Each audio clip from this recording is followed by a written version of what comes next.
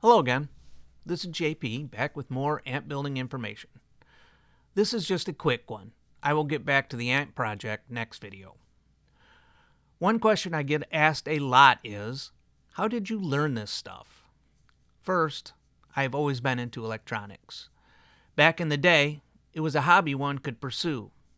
These days, with things like surface mount technology, it is less so. So, I learned a bit of the basics of electronics when I was young. So you do need to understand things like Ohm's law, Kirchhoff's currents law, RMS, and power calculations. It is not hard, but it sure helps a lot to know that information to start out. When I got my first tube-based amp, I fell head over heels in love with that sound. I also knew it was going to be expensive to maintain if I didn't learn how to repair it. So I dove in head first. The internet had some great resources. At that time, there was a website called the AX84 Project. It's still out there. The AX84 was an amp design that was set up for success. You could build this amp, be successful at it, and learn a lot about amps as you went. There were a lot of very knowledgeable people on the forums there. You could ask questions and get good answers from really good amp builders. It is still a good place to start. I'll add a link below in the description. One of the people on the AX84 website was a really good engineer named Merlin Blenko. Merlin ended up writing a book on tube preamp design. He used a lot of the people of the forum as proofreaders. I followed his progress, and when the book was published, I bought one right away. His first book, Designing Tube Preamps for Guitar and Bass, is one of the easiest to understand books on the subject ever written. If you can find this early book, it is well worth the money. Sadly, this version is long out of print. Good news though, Merlin wrote a second book on tube amps, Designing Valve Guitar Amplifiers. It is also a really good book.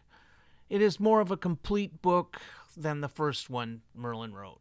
This new edition covers more than just preamps. This book covers power amp design, power supply design, grounding, and layouts. One-stop book to build an amp. Go to his website and order a copy through Lulu. Again, link in the description below. Merlin also wrote a book on tube amp power supplies. The first edition covers some things that were left out of the more current second edition. I think both of them are great books, but the second edition, which is still in print, is all you need. It has some corrections in it that make it a better resource. This book is also available through Merlin's website. Merlin's website has a bunch of free information to get you started. The section on how a triode gain stage works is fantastic. This chapter alone will take you a long way in understanding much of the material that you get in the book you will get for free on the website. Use that material to see if this is for you. If it is, then buy the books. They are worth the money if you really want to learn the subject. There are a few other helpful books that are around that you may be able to find. Bruce Rosenblitz's Beginner's Guide to Tube Audio Design is a good beginner book. It may be a place to start for a less experienced person. Tony Mottola wrote many books on amp building. Most were printed on plain paper and then spiral bound. These are amp projects, not really amp design. They are a good place to find an amp to build as an early project. Tony also wrote some very deep books on amp design. They were expensive when they were new and are really expensive now. I read them, but I don't own them. They are fine, but the Blenko books make the same material much easier to read. Richard Cunell. He has written a ton of books on tube amps. Many of the books are analysis of specific amps, such as the 59 Bassman. He did write two books that are long out of print. Guitar Amplifier Preamps, Guitar Amplifier Power Amps. These are pretty good books, but written in a way less easy to read format than Merlin's books.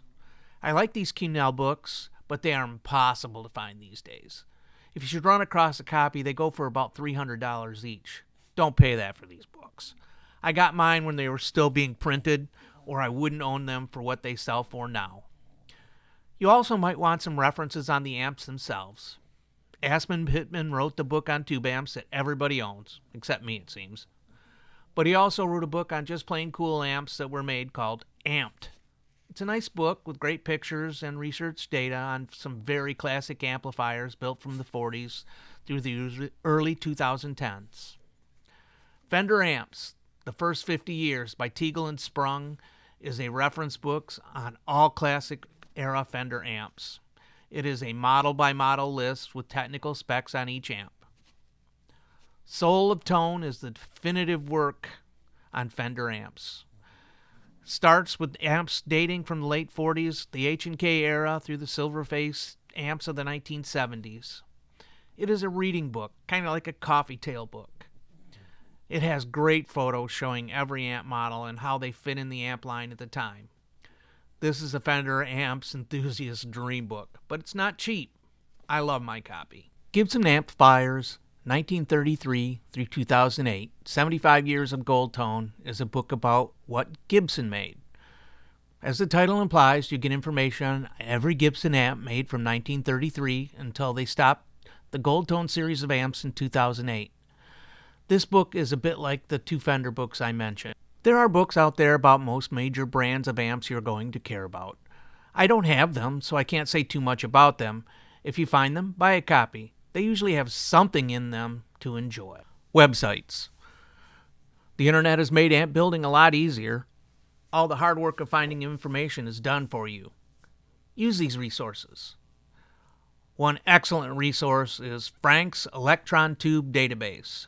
This webpage is a collection of all the tube data sheets from all the different manufacturers for all the different tubes.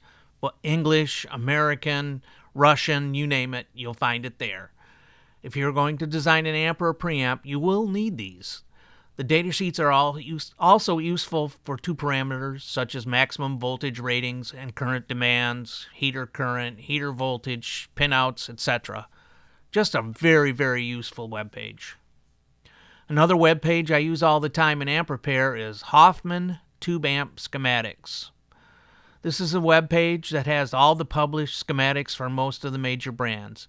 It has schematics for all the different models and versions of amps produced by Fender, Gibson, Ampeg, Velco, Gretsch, and many others.